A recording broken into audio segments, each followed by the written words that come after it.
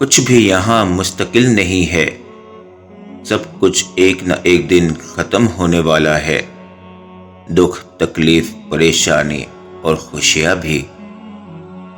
کوشش کریں کہ آپ کے الفاظ خاموشی کو توڑ دیں، لیکن کسی کا دل نہیں۔ گفتگو احتیاط سے کیجیے، آپ کی باتیں آپ کے والدین کی تربیت کا عکس ہوتی ہیں۔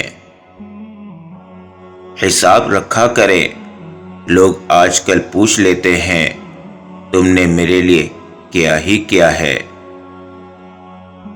زیادہ سوچنا انسان کو ختم کر دیتا ہے، اس لیے بس دعا کرو اور اللہ پر چھوڑ دو۔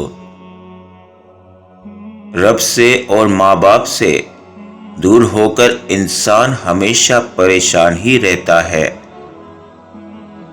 اگر کسی کو پہچاننا ہو تو یہ مت دیکھو کہ لوگ اس کے بارے میں کیا بات کرتے ہیں، بلکہ یہ دیکھو کہ وہ لوگوں کے بارے میں کیسی باتیں کرتا ہے۔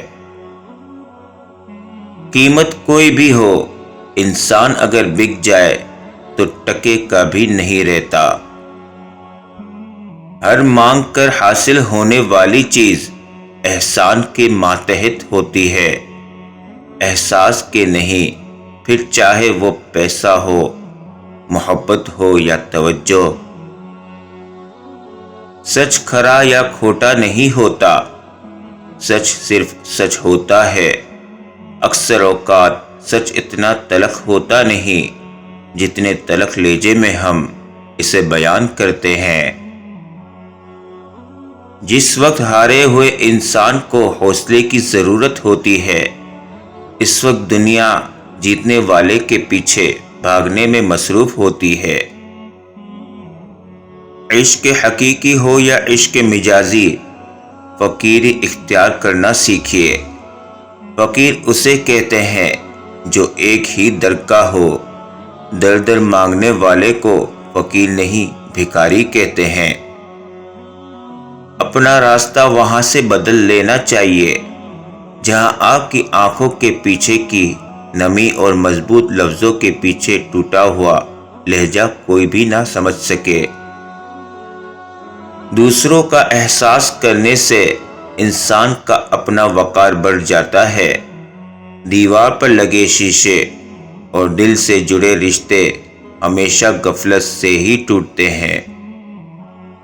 کتنی مایوس کن بات ہے کہ انسان میڈیکل سائنس کی اتنی ترقی کے باوجود مہلک ترین بیماری نفرت کا علاج دریافت کرنے میں بری طرح ناکام ہے۔ انسان خود عظیم نہیں ہوتا، اس کا کردار اسے عظیم بناتا ہے۔ محبت کے دعوے دار جب عزت نہ دے سکیں تو وہ محبت قابل اعتبار نہیں ہوتی، اور جو انسان عزت دینا جانتا ہے وہ یقیناً محبت کرنا بھی جانتا ہوگا۔ کوشش کیجیے کہ زندگی میں کبھی کسی سے کوئی توقع نہ رکھیں، کیونکہ توقعات کا پیالہ ہمیشہ ٹھوکروں کی زد میں رہتا ہے۔ دل کا بوجھ کسی کے سامنے ہلکا کرتے کرتے بعض دفعہ ہم اپنی ذات کو ہی دوسروں کے سامنے ہلکا کر دیتے ہیں۔ پریشانیاں بتانے سے کم ہو سکتی ہیں، لیکن اس کو بتائیں جو اس قابل ہو۔